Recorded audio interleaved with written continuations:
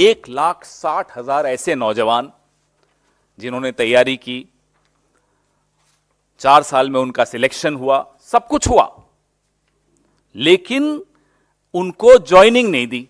यह मुद्दा भी हम लोग इस मंच से उठा चुके हैं। राहुल जी लगातार इसके बारे में बोल रहे हैं, कांग्रेस अध्यक्ष इसके बारे में कई बार चर्चा कर चुके हैं। 1,60,000 लोग, क्वालिफाइड लोग, उनकी ज्वाइनिंग नहीं हो रही।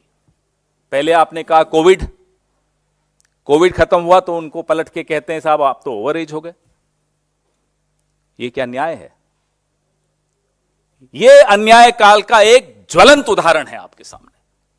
नौजवानों के साथ कैसे अन्याय हुआ, और उन नौजवानों के साथ जो आपको, जिनसे आप उम्मीद करते हो कि सीमा पर जाकर वो आपके लिए लड़ेंगे। अब इन्हीं पीड़ितों का एक पूरा समूह चंपारण से 1100 किलोमीटर दूर पैदल चलकर दिल्ली पहुंचा। किससे मिलने? देश के प्रधानमंत्री से। देश के प्रधानमंत्री तो व्यस्त हैं। किस चीज में व्यस्त हैं? सेना की यूनिफॉर्म पहन के कैमरा के सामने शूटिंग में व्यस्त हैं। कभी तोप के सामने, कभी किसी मिसाइल के साथ पोज देते हुए। इस सब के लिए समय है प्रधानमंत्री के पास, लेकिन इन नौजवानों के लिए समय नहीं है जो फौज में जाना चाहते थे, जो क्वालिफाई हो चुके थे, जिनको आपने ज्वाइनिंग नहीं करने दी, जिनके साथ आपने अन्याय किया। और लगभग 100 करोड़ रुपए आपने फीस के भी इन लोगों से बटोरे। कुछ नहीं हुआ। फिर ये लोग थक के जंतर मंतर पे जाकर बैठे। अब इन जो जंतर मंतर पे हमारे नौजवान साथी बैठे थे, प्रधानमंत्री से मिल नहीं पाए, कैमरा से रूबरू हो नहीं पाए, राहुल जी से मिले। राहुल जी ने इनका दर्द सुना और राहुल गांधी ने इनको वादा किया कि मैं, मेरी पार्टी, हम सब मिलकर आपको न्याय दिलवाएंगे, चाहे उसके लिए हमें कुछ भी करना पड़ जाए। और राहुल गांधी की जुबान से निकला हुआ शब्द लोग जानते हैं कि वो फिर पत्थर की लकीर है। ये जो न्याय यात्रा निकाली जा रही है, इस न्याय यात्रा से भी हमारे इन नौजवानों के मन में एक उम्मीद की किरण जागी है कि हां, राहुल गांधी ने जो कहा था वो करना शुरू किया है। हम यह भी जानना चाहते हैं प्रधानमंत्री जी से कि जो इन नौजवानों से 100 करोड़ आपने इकट्ठे किए, वो इवेंट्स में खर्च हो गए या अभी बचे हुए हैं, या अगले इवेंट की तैयारी के लिए हैं। हम यह भी जानना चाहते हैं कि आपने सेना के वरिष्ठ विशेषज्ञों और अधिकारियों की सलाह के बिना इस तरह की योजना लाने की किसने आपको सलाह दी? क्यों आप देश को कमजोर कर रहे हैं? राहुल जी ने आज एक बहुत महत्वपूर्ण मुहिम छेड़ी है, जिसके विषय में अब मेरे साथी आपको बताएंगे, जिसके विषय में ही हम, इसी वजह से आज हम सब आपके सामने मुखातिब हैं, आपसे बात कर रहे हैं, आपको इसके बारे में बताना चाहते हैं। जो जय जवान जो आप देख रहे हैं स्क्रीन पर, आज एक माहौल बना है पूरे देश के अंदर कि हमें इस अग्निपथ स्कीम से निजात चाहिए।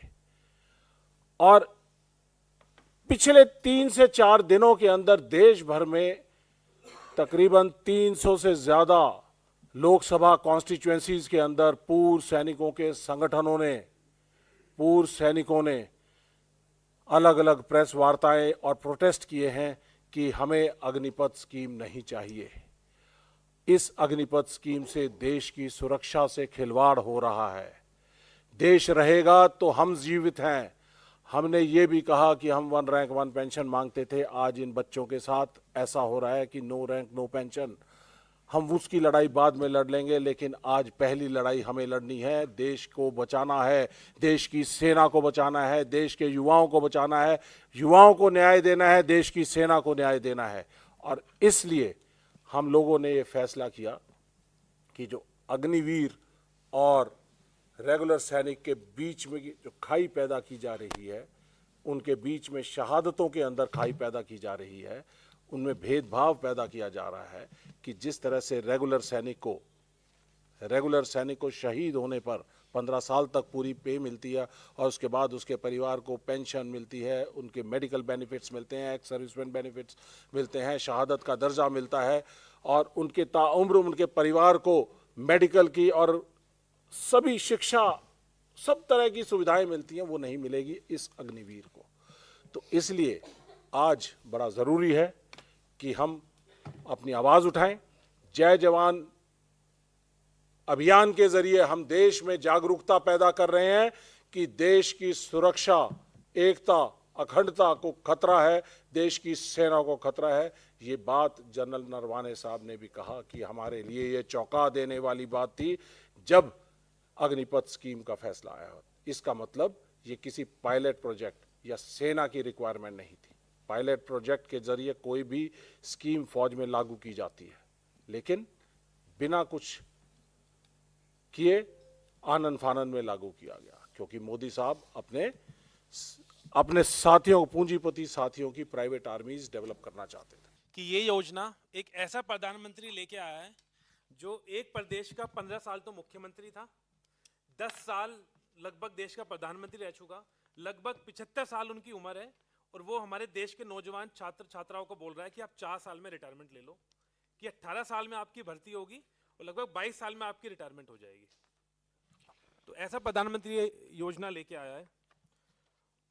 और मैं बताना चाहूँगा कि हमारे प्रधानमंत्री, आप भी उनका सोशल मीडिया खोल के देखेंगे, बार बार वो जो इंडियन आर्मी है उसकी यूनिफॉर्म पहनते हैं, वो फौज की वर्दी बार बार पहन के घूमते हैं। तो फौज की वर्दी पहनकर फौज का अपमान मत करो।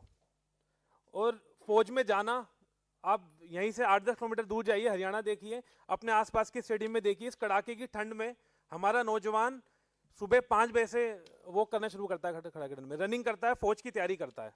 उसके जज्बे को कमजोर मत करिए। और एक चीज और मैं बताना चाहूंगा कि जो शहीद का दर्जा तक इससे छीन लिया गया।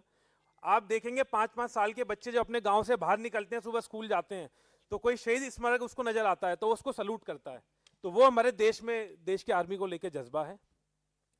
तो इस अग्निपथ योजना के खिलाफ हमारा जय जवान कैंपेन आज राहुल जी ने लॉन्च करा, अब हम लोग लॉन्च करने जा रहे हैं। इस कैंपेन में एक तो जो लगभग 1.5 लाख नौजवान है जिनके साथ धोखा हुआ है, उनका पूरा प्रोसेस कंप्लीट हो गया था, उसके बाद भी उन्हें भर्ती नहीं दी गई, उनका ये हमारा इशू है। साथ के साथ अग्निपथ योजना को तुरंत प्रभाव से ये सरकार वापस ले, जब तक वापस नहीं लेगी इसके लिए हम बार बार लड़ते रहेंगे। उस कैंपेन का ब्रीफ अभी श्रीनिवास भाई ने बता दिया था। हमारा एक पोस्टर भी है जिसको हम रिलीज करेंगे। हमारी वेबसाइट है, तो मैं अपने साथी से बोलूंगा एक बार पीछे हमारी वेबसाइट भी दिखा दें। जय जवान हमारी वेबसाइट है। इस वेबसाइट पे एक तो जो 1.5 लाख हमारे नौजवान थे जिनका धोखा हुआ है, वो अपने सारे डॉक्यूमेंट्स भी अपलोड कर सकते हैं, उसमें लिंक है। साथ के साथ एक न्याय पत्र का भी इसमें कॉलम है कि जो हम देश के तमाम विश्वविद्यालयों में, शहरों में, गाँव में जाएंगे, वो इसमें अपना एक न्याय पत्र में भी अपना फॉर्म भर के न्याय पत्र में अपने आप को रजिस्टर्ड कर सकते हैं। तो ये हमारी पूरी वेबसाइट है जो आप हमारे पीछे देख रहे होंगे। साथ के साथ अभी हम पोस्टर भी लॉन्च करेंगे। तो ये हमारा पूरा कैंपेन है जिसको हम लॉन्च कर रहे हैं। इसके 3 सीक्वेंस है जो श्रीनिवास भाई ने भी बता दिया था। पहला सीक्वेंस मैं दोबारा रिपीट कर दूंगा कि हम न्याय पत्र भरवाएंगे, पहला सीक्वेंस है। एक हमारा स्टिकर है, स्टिकर हम जा के घरों पे लगाएंगे, यूनिवर्सिटीज में लगाएंगे, कॉलेजेस में लगाएंगे। उसके बाद सेकंड फेज भी उन्होंने बता दिया था कि जो हमारे शहीद स्मारक हैं उसके बाहर हम प्रोटेस्ट करेंगे। और थर्ड फेज है जो हमारा, जैसे राहुल जी भी अभी भारत जोड़ो न्याय यात्रा निकाल रहे हैं मणिपुर से बंबई तक, उसके साथ साथ वो बार बार इस न्याय यात्रा का भी मकसद यही था कि इस तरीके के न्याय दिलाएं, और खासतौर पर देश की आर्मी के लिए। तो फिर हमारी पदयात्रा चलेगी देश भर में इस जय जवान कैंपेन को लेके। तो ये हमारा ब्रीफ पूरा कैंपेन है, वेबसाइट आपके सामने पीछे है। और एक बात मैं और बोलना चाहूंगा इसको लेके, जो देश के नौजवान जो छात्र हैं, जैसे हम भी तमाम इस इशू को लेके, अग्निपथ योजना को लेके बार बार छात्र हमारे पास भी आए कि इस योजना को तुरंत वापस करा जाए। और जब तक ये योजना वापस नहीं होगी, जैसे राहुल जी ने भी ये न्याय संकल्प लिया है कि जब तक ये योजना वापस नहीं होगी इसके लिए हम लड़ते रहेंगे, लड़ते रहेंगे, लड़ते रहेंगे। 28 फरवरी तक घर घर तक जाएंगे, न्याय पत्र बनाएंगे। और जो पूर्व फौजी है, तमाम युवा है, अभी इसमें जो अभी फ्यूचर में भी जो सैनिक बनना चाहते हैं, ऐसे ऐसे लोगों के पास जाएंगे, उनके पास जाके न्याय पत्र भरने का काम करेंगे। साथ में जो मार्च 5 से 10 तारीख तक जो शहीद स्मारक है, जो पूरा देश भर, वहाँ हम लोग ने धरना पे बैठेंगे। धरना पे बैठ के सरकार के खिलाफ आवाज़ उठाने का काम करेंगे। उसके बाद मार्च 17 से 20 तारीख से हम लोग ने पदयात्रा करने का पूरा देश पर हम लोग ने करेंगे।